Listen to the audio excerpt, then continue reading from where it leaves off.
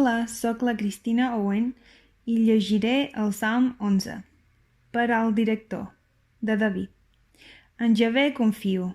Com podeu dir a la meva ànima, fuig a la teva muntanya, ocell?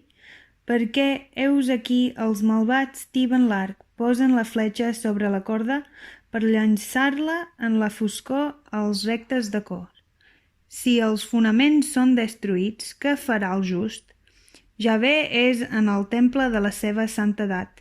El tron de Javé és en els cels. Els seus ulls miren, les seves parpelles examinen els fills d'Adam. Javé examina el just, però la seva ànima odia el malvat i el qui estima la violència. Farà ploure trampes sobre els malvats. Foc i sofre i vent abrussador serà la porció de llur copa. Perquè Javé és just, ell estima les coses justes, l'home recte veurà la seva faç.